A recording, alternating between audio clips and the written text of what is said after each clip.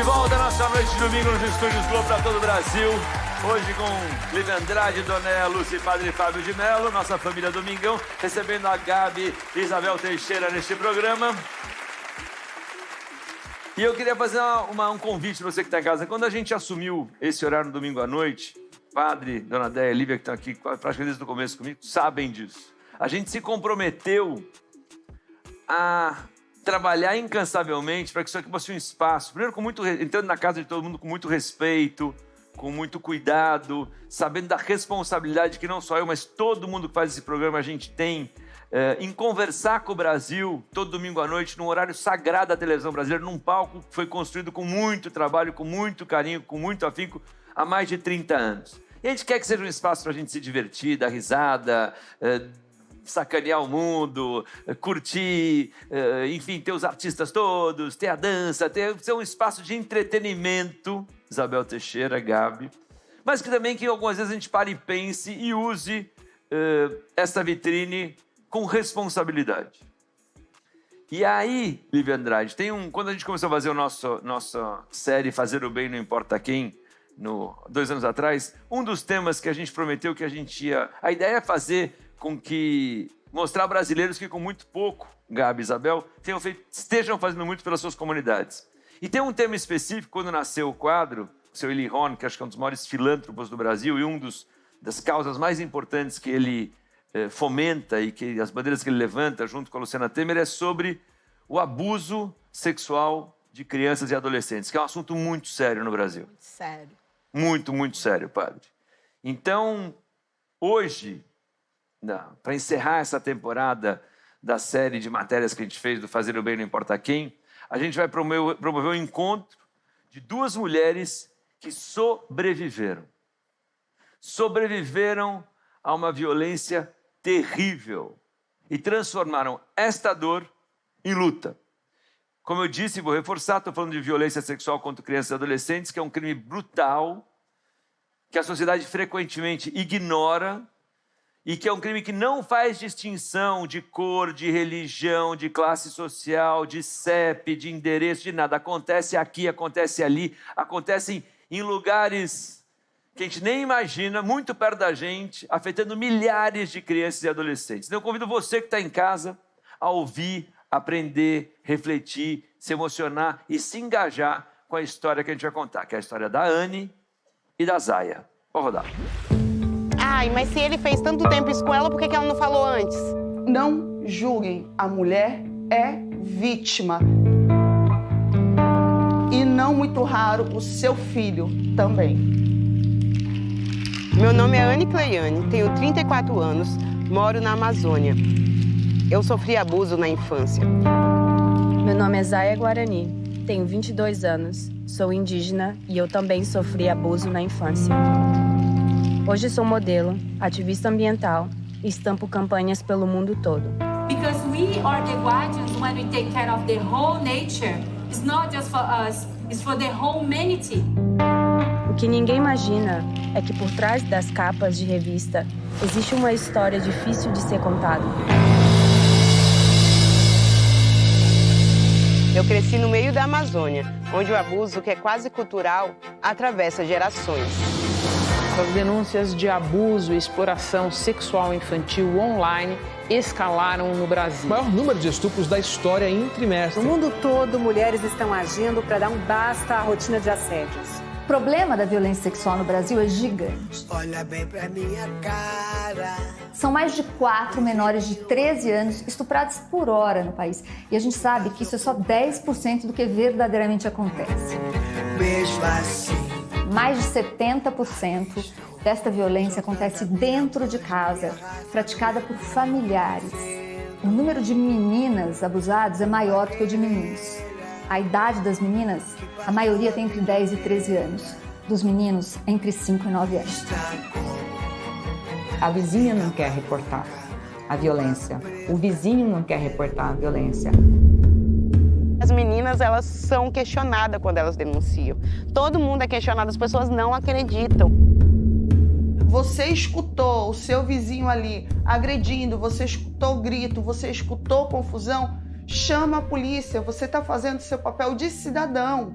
É preciso acolher as vítimas e romper o ciclo, para que as próximas gerações não sejam violentadas. A mulher chegava, ela ficava no mesmo ambiente do registro da ocorrência, onde a polícia militar levava o infrator. E muitas vezes a mulher acabava, naquele momento, não querendo relatar de fato como os fatos aconteceram por causa da presença física do agressor. Nós temos que criar um ambiente em que a mulher fique nesse ambiente mais tranquila, mais sossegada. Essas meninas têm que ser humanizadas, elas precisam ser acolhidas, elas precisam do sistema, elas precisam de políticas públicas. E aí eu tive a ideia de fazer o projeto de atendimento humanizado com a Ana Cleane. E eu não sou a culpada pelo estupro, a pedrada, pelo meu sangue que vaza, pela minha pele que racha, por estar sexualizada, por ser comercializada, por ter no corpo as marcas.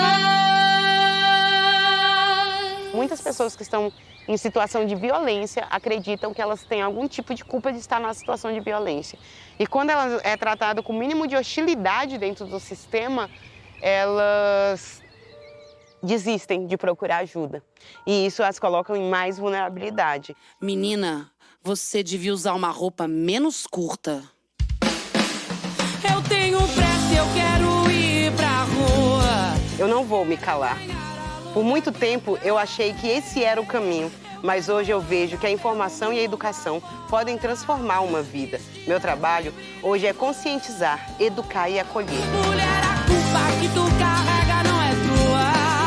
Divide o fardo comigo dessa vez. Meu convite para vocês essa tarde é para que vocês olhem para vocês, para dentro de vocês mesmo, para as emoções e para vocês terem qualidade de vida e serem as profissionais e os profissionais que são. Quem me conhece sabe o que vivi e o que passei, o tanto que ralei pra chegar até aqui. E cheguei. Lembro de vários venenos, eu ainda menor nunca sonhei pequeno. Minha missão é fazer com que as meninas compreendam que sim, elas têm escolha, que o abuso não é normal e que elas merecem uma vida digna, assim como todas as outras mulheres desse país. É pra quem é forte, é pra quem é forte, é pra quem não pode lutar. Essa é a minha verdade, que ficou guardada por muito tempo. Hoje eu entendi que ao contá-la posso ajudar milhares de meninas que estão passando pelo mesmo que eu passei. Minha missão é garantir que mais nenhuma criança ou adolescente seja vítima de abuso sexual nesse país.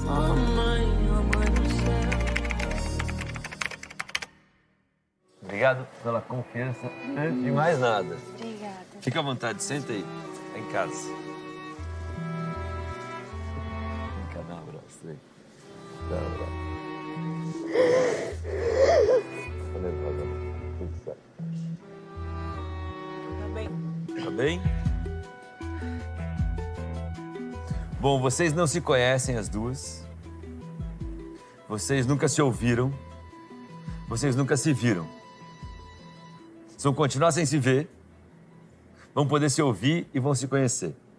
E no final dessa conversa que eu vou ter com vocês duas, eu vou levantar essa tapadeira e a reação, você reage à história dela como você quiser, você reage à história dela como você quiser.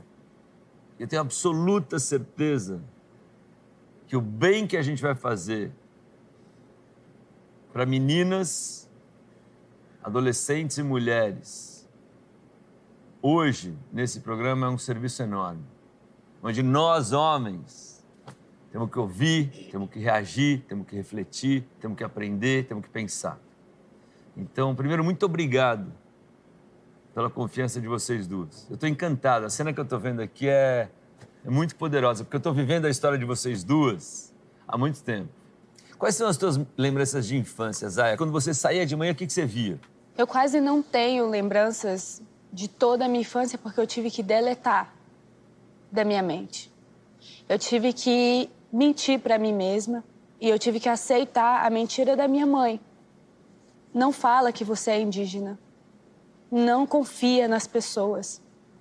Se a crueldade que você passou aqui em Rondônia pode ser pior lá fora. A minha mãe, ela sofreu abusos.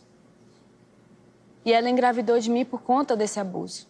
A gente teve uma vida antes de fuga, que, na verdade, é a realidade de muitas mulheres indígenas na comunidade, nos territórios. Não só na Amazônia, em todo o Brasil. Fuga da onde para onde? Fuga de garimpeiro, de madeireiro, fuga de fazendeiro, fuga de grupos de miliciantes, de homens que sondam, que estão rondando as comunidades em busca de abusar dessas meninas, dessas mulheres. E os abusos também não estão só lá, estão nas cidades. Muitas meninas caladas, com medo de se expressar que foi a minha situação. É uma coisa que eu nunca compartilhei com ninguém. As pessoas ao meu redor sabiam.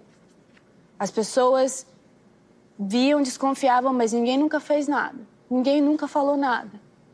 E eu nunca tinha noção do que fazer, medo do que fazer. Eu ia para a escola, eu tentava me enturmar.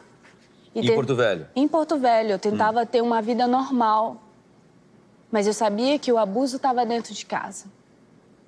Então, muitas vezes eu não queria voltar, muitas vezes eu fugia, muitas vezes eu tive que fazer coisas erradas para poder me salvar.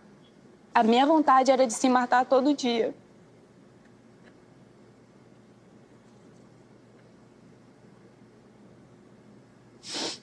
E o pior de tudo é a minha mãe todo dia falar pra mim: você não pode falar que você é indígena por aí. Esse lado da nossa história tem que ficar com a gente. Hoje eu tô em retomada identitária. Eu me lembro uma vez, eu sentei na frente de uma delegacia a tarde inteira. Eu não saí de lá, no meio-fio. Ninguém me perguntou o que eu estava fazendo ali. Ninguém tentou entender por que aquela menina tá ali sentada a tarde inteira. Eu não tinha coragem e me faltava a atitude de alguém tentar entender o que estava acontecendo. Anne, você pode me contar a lenda do Boto? Posso.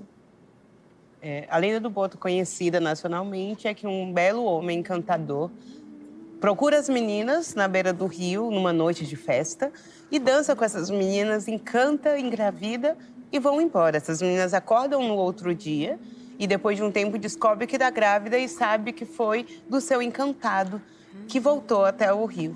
Esse é o lado bonito dessa lenda. Mas essa lenda existe por quê?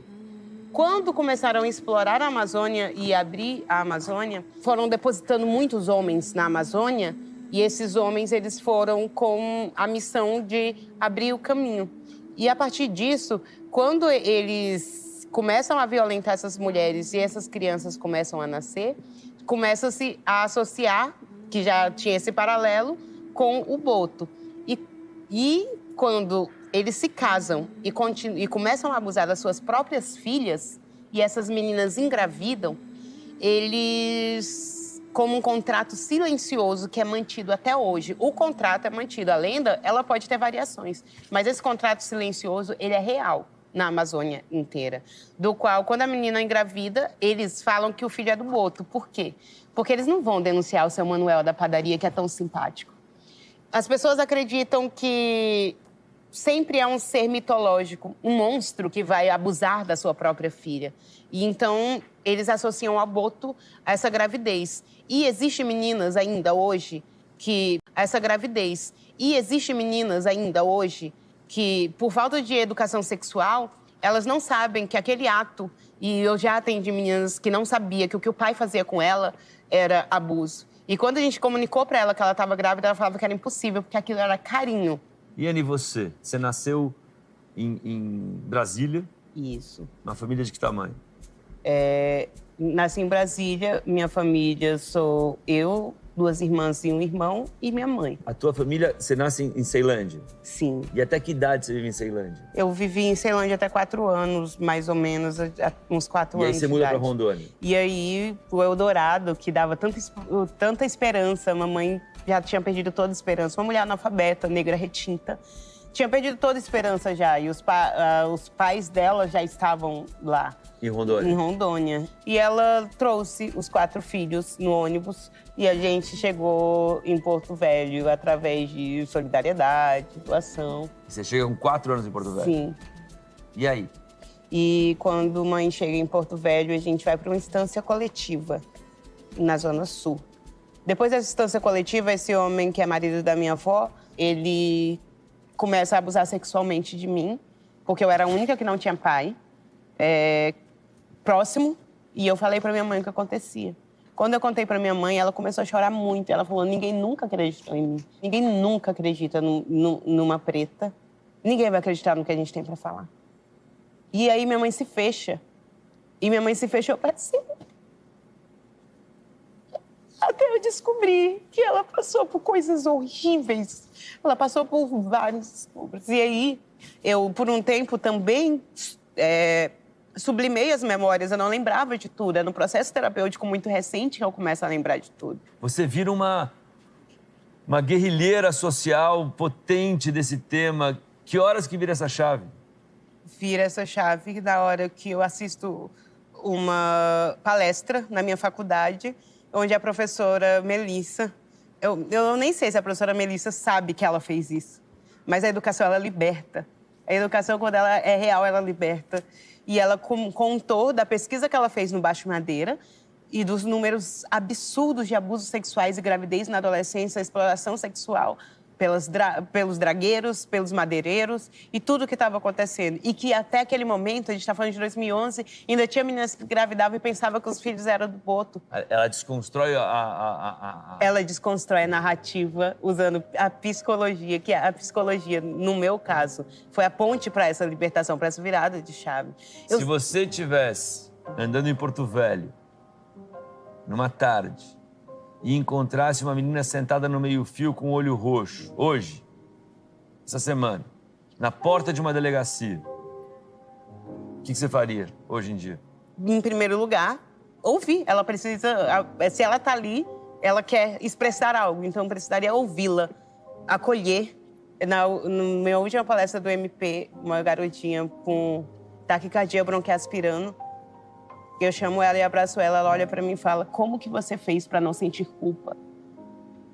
Naquele momento eu entendi o que estava acontecendo com ela. Faltou isso na tua vida, Zaya? Você acha que se você tivesse na tua idade, tivesse uma rede de acolhimento naquele momento, teria sido... a história teria sido outra? Teria. Minha mãe tinha muito medo. Ela não fazia nada. E ela não... Ela sabia o que estava acontecendo todo o tempo, porque ela tinha que fazer coisas horríveis para manter a gente viva. É uma experiência horrível, é muito doída, mas eu posso dizer que eu vi a morte. E eu não desejo isso para outras adolescentes, porque isso é uma maneira horrível de construir uma fortaleza de pedra ao redor de você. A primeira mudança, assim, tô pensando eu como homem, como pai de uma menina, como brasileiro, querendo de fato que a gente consiga ter um país que a gente não discuta mais esse assunto. Primeiro é essa rede do acolhimento, né? A rede de acolhimento. Do não imputar nenhum tipo de responsabilidade na vítima. Tem estágios muito diferentes aqui ouvindo vocês. A Anne, nos seus 34 anos, você processou tudo que você viveu. Sim. Você contou e recontou essa história muitas vezes, que virou um projeto social respeitado hoje. Do outro lado, a Zaya está... Primeira vez que a gente está falando, primeira vez que ela está falando. Sério? Processo de cura. É isso. E você se lembra que quando eu te vi, a primeira coisa que eu falei, me ajuda a salvar as meninas? Eu lembro, por isso que ele está aqui. E eu quero aqui pedir ajuda, é que as pessoas olhem para as mulheres brasileiras, as mulheres indígenas, e nos ajudem a ecoar uma voz pelo mundo sobre o empoderamento feminino, sobre a proteção das meninas, sobre o quão importante que é a gente ser acolhida, ser protegida. É importante ensinar aos jovens homens que o corpo de uma mulher é sagrado, um sagrado da natureza que não tem que ser violado nunca. Eu tô contando a minha história porque eu sei que tem muitas meninas lá que não têm coragem de chegar para uma pessoa e contar o que está acontecendo. Isso está acontecendo agora. Eu venho recebendo denúncias nas redes sociais sobre meninas que estão passando por coisas, lideranças contando o que está acontecendo num território. Anne, a sua ONG faz o que hoje? Nós trabalhamos ainda com conscientização, com acolhimento, mobilizamos ao máximo. No momento, nós estamos dando apoio a projetos que já existem com crianças e adolescentes, para que esses projetos possam ser atrativos, que essas crianças continuem sobre o nosso crivo. A dor da Zaya, que ela tem coragem de colocar hoje aqui e falar, é exatamente a dor que você está ajudando essas meninas a curar. Sim. Esse é o trabalho, é a necessidade para que se a gente não que as filhas passem, então a gente precisa cortar. Bom, meninas, o fato é que vocês não se conhecem, as duas, vocês se ouviram, vocês nunca se viram, tem uma tapadeira no meio de vocês. Então, Zaya, essa é a Anne. Anne, essa é a Zaya.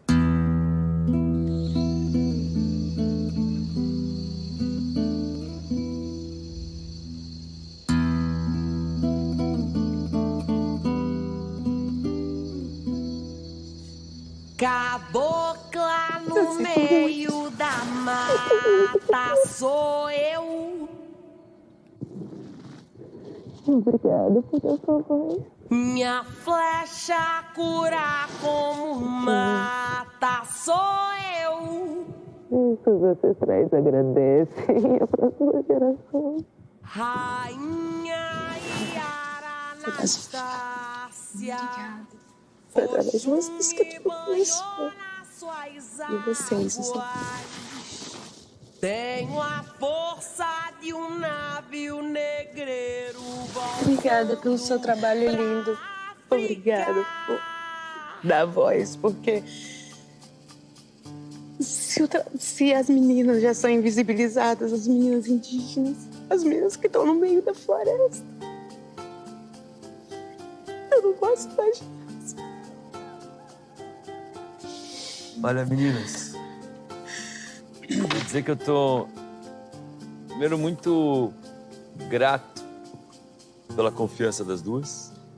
Segundo, eu tô me sinto ainda mais responsável em cada vez mais apoiar vocês, se juntar, como se estivesse segurando junto a haste da bandeira, da gente mudar a educação, mudar a percepção, mudar o jeito de enxergar esse problema, entender que é um problema de todos nós, entender que a gente precisa educar as próximas gerações, meninos e meninas, de um jeito diferente.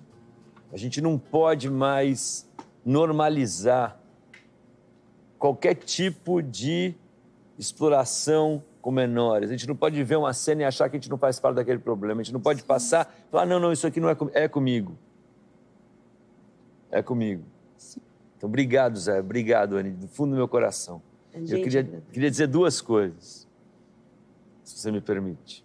A Zaya, graças a Deus, a vida andou muito. Você é uma personalidade do mundo da moda muito respeitada, capa das revistas mais importantes do mundo, dos editoriais. O cinema respeita a Zaya e eu acho que você é talentosa, inteligente, linda, representativa. Então, graças a Deus, andou. Uma força da natureza. Força da natureza. Como o povo dela. E você, Anne, você precisa ser apoiada. Porque você está na linha de frente. Você está na batalha. Assim, a Zaya, acho que tem que apoiar a Anne. O Luciano tem que apoiar a Anne para que as outras Zayas que ainda estão em Rondônia ali, possam saber com quem elas podem contar. Sim.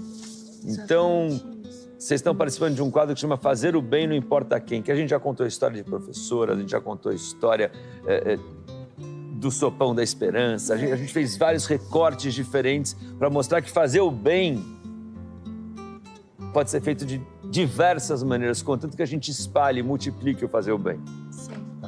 Então, para que você siga fazendo bem, eu soube que você tinha algumas necessidades na ONG nova.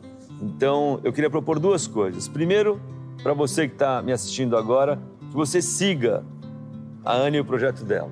E, Anne, a gente está dando uma doação agora de R$120 mil para a sua ONG, porque eu soube que você precisava de um carro. Então, esse valor do carro... Não, você fica de pé, senão a gente abaixa também. Isso é o mínimo que a gente pode fazer para materializar, que eu sabia que você precisava de um carro, então o carro tá doado, tá bom? Mas que muita gente te ajude. Agora dá a mão e levanta. Vamos embora fazer a corrente do bem, tá? Vai tudo dar certo. Vai. Axé. Axé, axé. E eu queria fazer um agradecimento especial. Essa história que a gente construiu, a gente tem uma parceria com o Instituto Liberta, que talvez seja uma das iniciativas mais sérias e comprometidas no Brasil nesta questão e nessa causa do combate à exploração sexual de crianças e adolescentes no Brasil. Então, para você que nos assiste, tiver qualquer dúvida, como você denunciar, o que você precisa aprender, o que você não sabe, acesse o Liberta. E lá vai ter muitas respostas para as perguntas que você gostaria de fazer sobre esse tema tão espinhoso, mas que precisa ser enfrentado. Meninas, muito obrigado. A gente agradece, Luciano. Obrigado. Muito obrigado, Zay. Pela confiança antes de tudo, tá? De verdade. Nós precisamos de homens que queiram ser porta-voz. Contem comigo. Que queiram ser ponte. Muito Estamos obrigada, juntos. Luciano. Obrigado. Por mim e por todas as meninas. Esse foi mais um episódio do Fazer o Bem Não Importa Quem, aqui no Domingão. Adorei. Muito obrigado. Obrigada. Meu nome é Xuxa Meneghel. Eu sou de Santa Rosa, Rio Grande do Sul. Eu também sofri abuso. Meu nome é Ellen, sou do Rio de Janeiro, sou enfermeira veterinária e também sofri abuso. Meu nome é Vanessa Dumila, sou de Belo Horizonte, Minas Gerais, sou escritora e também sofri abuso. Meu nome é Gabriela Prioli, eu sou de São Paulo, capital, e eu também sofri abuso. Eu sou Tina Costa, São Paulo, capital, palestrante e gestora social. Eu também sofri abuso. Eu me chamo Becói Tupinambá. Eu sou do povo Tupinambá de Olivença, no sul da Bahia.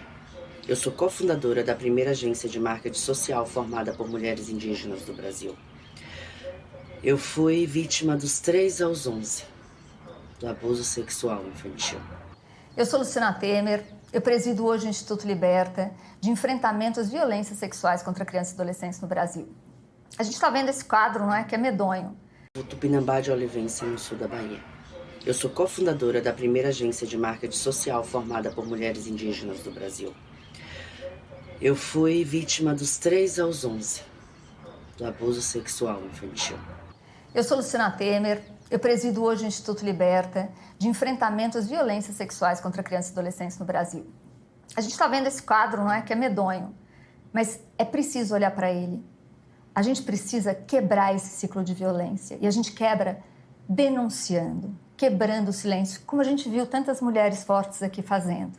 Se você sabe de algum caso, não se cale, nunca. O nosso silêncio é amigo do abusador. Denuncie. Quebre o ciclo. Quebre este ciclo. Quebre o ciclo. Quebre o ciclo. Quebre o ciclo. Quebre o ciclo. Quebre o ciclo.